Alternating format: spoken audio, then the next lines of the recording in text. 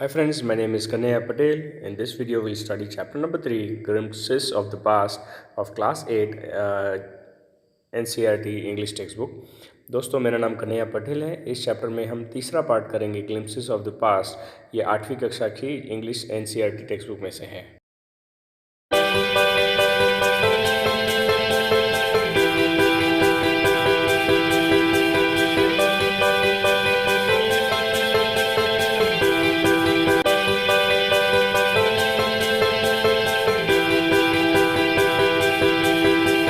Friends, do subscribe my channel Gyan Guru Vani and like and share this video to your friends. दोस्तों मेरे channel को subscribe ज़रूर कीजिएगा और ये वीडियो को शेयर और लाइक भी कीजिएगा। Friends, in this chapter, we'll understand how in the history, in the span of about 100 years from 1757 to 1857, the British East India Company slowly and gradually captured most of the provinces of India under its rule. दोस्तों इस chapter में हम ये जानने की कोशिश करेंगे कि इतिहास में 100 साल के दशक में 1757 से लेकर 1857 तक कैसे ब्रिटिश ईस्ट इंडिया कंपनी ने अपने आप को स्थापित किया और पूरे इंडिया पे अपना कंट्रोल और दबदबा जमा के रखा। Here are some pictorial glimpses of history of the country from 1757 to 1857. यहाँ कुछ पिक्चर्स है 1757 से 1857 तक भारत के इतिहास की थोड़ी सी झांकी दे रहे हैं। These pictures and speeches bubbles will help you clarify your understanding of the condition that led to the event known as the First War of Independence in 1857. इन्हीं पिक्चर के आधार से हमको पता चलेगा कि कैसे सिचुएशन में धीरे धीरे हमारा फर्स्ट वॉर इंडिपेंडेंस तक का पहुंचा 1857 में। At a function in Delhi, here's Lata Mangeshkar is found singing, "Oh my countrymen, let your eyes fill with tears for the sacrifice of our soldiers." दोस्तों यहाँ एक फंक्शन में लता मंगेशकर जी जो गाना गाते हैं वो ए मेरे वतन के लोगों ज़रा याद करो कुर्बानी, उसका एक छोटा सा पिक्चर दिया गया है। The company's conquest 1757 to 1849. With its superior weapons, the British East India Company was establishing the power in 18th century in India. अपने superior weapons के बल पर 18वीं सदी में ब्रिटिश ईस्ट इंडिया कंपनी पूरे इंडिया पे अपना कंट्रोल कर रही थी। इंडियन प्रिंसेस वर शॉर्ट साइटेड। भारत के जो रजवाड़े थे, उनके जो राजाओं थे, उनकी दीर्घदृष्टि नहीं थी। Upstart Rajaba, call the English merchant, they will help me to defeat him. The king started taking help of the British soldiers to defeat one another within the country. ये भारत के राजाओं ने दूसरे राजाओं को हराने के लिए ब्रिटिश सोल्जर्स की मदद ली। The people had no peace due to such constant fights. ऐसे हर आए दिन होने वाले फाइट्स की वजह से, युद्ध की वजह से लोगों के जीवन में शांति नहीं थी। Rivalries helped the East India Company and it could easily subdue Indian princes one by one. ये एक दूसरे के झगड़े की वजह से ब्रिटिश ईस्ट इंडिया कंपनी को बहुत फ़ायदा हुआ और वो हर राजा को हराते गए एक एक करके। A far-seeing ruler like the brave Tipu Sultan of Mysore fought the British till the last end. Tipu Sultan ने अपने जीवन की आखिरी सांस तक ब्रिटिशर्स को लड़ा। How did the Indians react to such conquest? ऐसे हार के आधार पर भारतीयों ने अंदर अंदर कैसी बातें की? Thank God there is peace in the country now, no more wars and fighting by things. कोई झगड़े नहीं हो रहे हैं। भगवान का शुक्र है कि अंदर अंदर कोई झगड़ा भी नहीं हो रहा है और कोई युद्ध भी नहीं हो रहा है। वाइट मैन हैज़ किल्ड और डिथ्रोन्ड अ किंग। इस वाइट आदमी ने हमारे किंग राजा को मार डाला है या अपना शासन, हमारा शासन अपने हाथ में लिया है। Some kings are not good but after all they were of our land. कुछ राजा अच्छे नहीं थे लेकिन कम से कम हमारे भूमि के तो थे। Now we have become slaves of foreigners. अब हम फॉरेनर्स के गुलाम बन गए हैं। British rule 1765 to 1836। ब्रिटिश का साम्राज्य, ब्रिटिश की रूल करने की पद्धत 1765 से लेकर 1836 तक। Religious preachers preached ideas like untouchability and child marriage. Religious preachers ने untouchability और child marriage की चीज़ें सिखाने लग गए लोगों को। Anyone who crosses the sea loses his religion. ऐसे लोग भी सिखाते थे कुछ लोग कि अगर किसी ने कोई समुंदर लांघ दिया तो वो धर्म से बाहर है। All the miseries in the world is due to this woman. ये जितनी भी तकलीफ़ें पूरी दुनिया में हो रही है ये इस औरत की वजह से ही है। तो ऐसी सोच लोगों में पनपने लग गई। The truth was that Indians had lost self-respect. The British grounded them.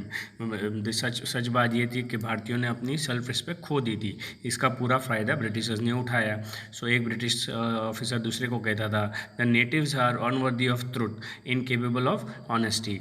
यहाँ के लोकल लोग विश्वास करने लायक नहीं हैं और वो ऑनेस्ट भी नहीं है। तो एक व्यक्ति करने का, नहीं सरकार, I am honest, true your honour, but I am honest. लोग यहाँ ऑनेस्ट नहीं है लेकिन मैं तो ऑनेस्ट ही हूँ।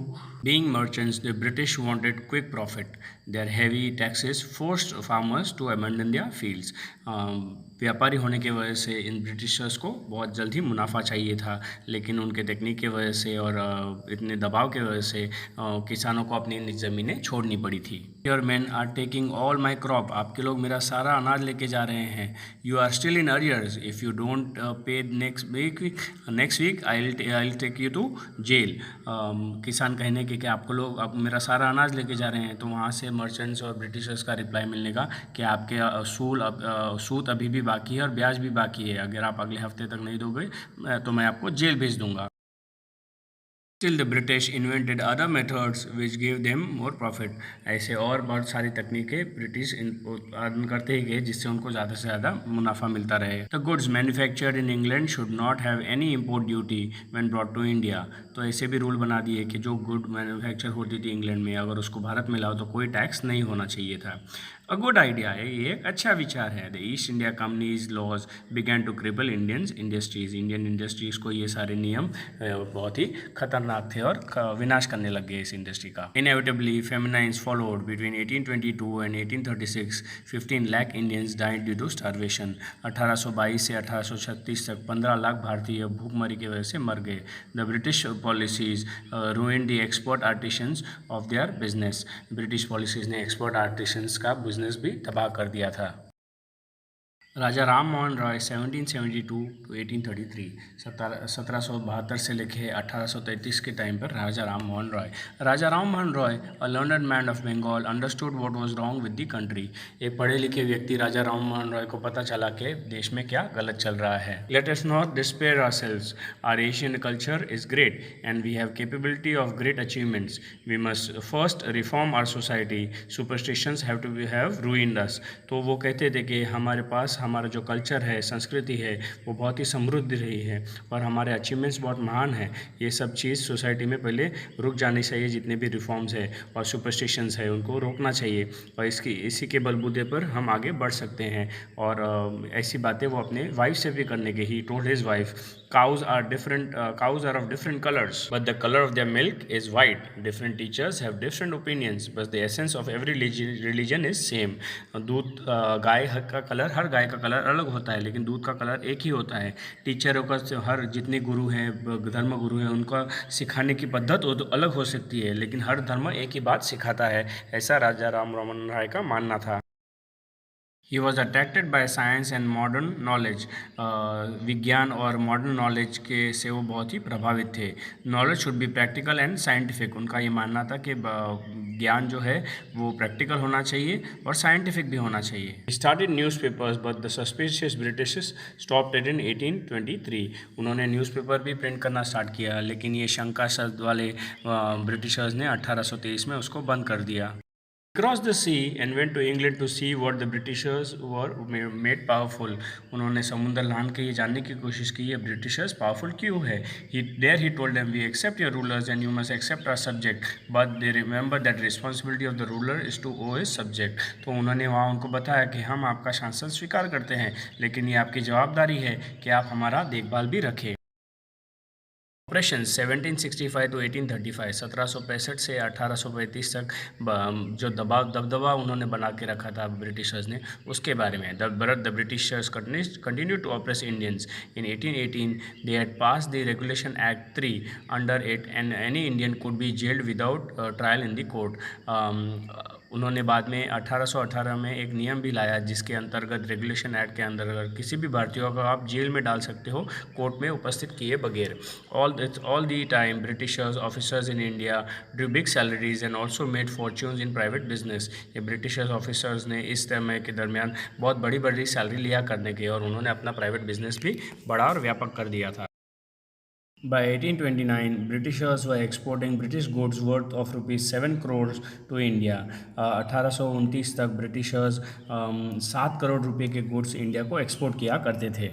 The Britishers prospered on the company's loot while the Indian industries began to die. ये ब्रिटिशर्स कंपनी के शासन के अंदर बहुत ही समृद्ध होते लगे जबकि भारतीय लोग मरते रह गए. Governor General Bentinck reported back home, the bones of the cotton weavers are bleeding the pains of India. Governor general Bentinck ने अपने देश में लोगों को बताया कि कॉटन इंडस्ट्री जो कारीगर है उनके खून से मशीन पूरा लथपथ हो चुका है. मतलब ये तकलीफ़ है वो समझ रहे थे और उन्होंने अपने देश में ब्रिटिश शासन में वहाँ लोगों को इसके बारे में जागृत भी किया, उजागर भी किया. Satisfaction 1835 to 1856. Education in India was in Persian and Sanskrit. In 1835, an Englishman named Macaulay suggested a change. Education Bharat में पर्शियन लैंग्वेज और हिंदी संस्कृत में होता था. मकॉले नाम के एक ब्रिटिशर्स ने कुछ चेंजेस सजेस्ट किए. We should teach the native through the English language. उन्होंने बोला कि यहाँ के लोगों को हमको इंग्लिश लैंग्वेज में सिखाना चाहिए. तो वहाँ के शासक लोग ने इसको स्वीकार भी किया. English education produce clerks to whom the Britishers gave petty jobs under them. Identically, it also produced a new generation of intellects. English education ने इन ब्रिटिशर्स के लिए सिर्फ क्लर्क्स बनाए जिनको वो बहुत ही कम सैलरी देते थे और इससे उनको इंटेलेक्ट्स भी मिले जो सिर्फ बातें करते हैं और बातें ही करते थे और कुछ करते नहीं थे. We must educate our brothers and try to improve their material condition. For that, we must convey the grievances to the British Parliament. उनका ये मानना था कि हमें हमारे भाइयों को पढ़ाना चाहिए और उनका कंडीशन भी सुधरेगा, लेकिन इसके लिए हमको ये सारी बातें ब्रिटिश पार्लियामेंट को बतानी पड़ेगी. By 1856, the Britishers had conquered the whole of India. 1854 तक पूरे भारत में ब्रिटिशर्स ने कांकर कर दिया था. ये पिंक कलर का जो दिख रहा है ये नक्शे में वो उनका कॉन्क्वेस्ट एरिया है और येलो कलर वाले स्टेट्स हैं. They cared little about the needs of the Indians. उनको भारतीय लोगों की ज़रूरतों का ज़रा भी परवाह नहीं थी. Our king has become puppets and we have lost our jobs. तो लोग अंदर अंदर बातें करने के हमारे राजा सिर्फ कठपुतली बन गए हैं और हमने हमारे जॉब भी खो दिए हैं. And land, हमारी ज़मीनें भी चली गई है. They are converting our brothers. वो हमारे भाइयों का धर्म परिवर्तन कर रहे हैं. You have only talked. Do something to drive them out. आप सिर्फ बातें कर रहे हो, इन लोगों को यहाँ से खदेड़ने का कुछ कीजिए. The sparks 1855 to 57. वो चिंगारी 1855 से 1857 तक. Taxes continued to ruin the peasants in Bengal. Bengal के जो पीजेंट्स थे उनको टैक्सेस बहुत हावी हो रहे थे. The Santhals who had lost their lands under the new land rule became desperate. जिन मजदूरों ने किसानों ने अपनी ज़मीनें खोई थी वो बहुत डेस्परेट हो गए. In 1855 they rose in rebellion and massacre Europeans and their supporters alike. वो 1855 में उन्होंने वहाँ एक दंगल भी हुई थी, वहाँ पर जंग भी की थी उन्होंने. तो वो उसके विपरीत अंदर सपोर्टर्स भी मिलकर यूरोपियंस को उन्होंने वहाँ से खदेड़ा था. Discontent was growing in the East India Company Army too. East India company की आर्मी में भी डिससेटिस्फैक्शन हो रहा था. The white soldiers get huge pay mansions and servants. इस वाइट सोल्जर्स को बहुत बड़ी सैलरी मिलती है, उनको बड़े बड़े घर भी मिलते हैं और वहाँ काम करने के लिए नौकर भी होते हैं उनके लिए. While we get petition and slow promotion. हमको बहुत ही कम सैलरी मिलती है और हमारा प्रमोशन भी स्लो होता है. The angrez ask us to cross the sea which is against our religion. ये अंग्रेज हमको कहते हैं कि हमको समुद्र लांघना पड़ेगा, लेकिन ये हमारे धर्मों के विरुद्ध है. This is the topi wala to the abolish our old age customs. ये हमारे ओल्ड एज कस्टम्स को दूर ही करने वाले हैं. सिपाही Mangal Pandey attack the adjutant of this regiment and was executed. We must drive the अंग्रेजेस अवे. तो सिपाही मंगल पांडे ने सोचा कि हमको ब्रिटिशर्स को यहाँ से भगा देना चाहिए, लेकिन जब उसने हमला किया एडजेसेंट जगह पर वहाँ उसको फिर फांसी लगा दी गई थी. थाउजेंड्स ऑफ अदर सिपाहीज revolted. They were stripped of the uniforms and humiliated and put in irons. हज़ारों और सिपाहियों ने भी रिवोल्ट किया था. उनका यूनिफॉर्म निकाल दिया था और उनको जेल में डाल दिया था. वो उनके जॉब भी चले गए थे. Englishmen had cared to understand the Indian customs or the people's mind. कुछ ब्रिटिशर्स ने लोगों के भारतीय लोगों की माइंड्स को समझने की भी कोशिश की थी. Oh proud Brahmin soldier, do you know that the grease on the bullet you have to bite is made up of the fat of cow और एंड पिग्स.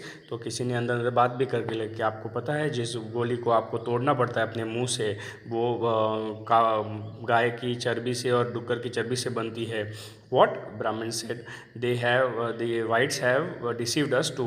तो मुसलमान भी कहते थे कि हमको दगा दिया गया है इन ब्रिटिशर्स के द्वारा. Soon chapatis were sent from village to village to tell the people that their emperor would want their services. लोगों को अंदर अंदर मैसेज पहुंचाने के लिए रोटियां बांटी जाती थी और कहते थे कि हमारे राजा को आपकी मदद की ज़रूरत है.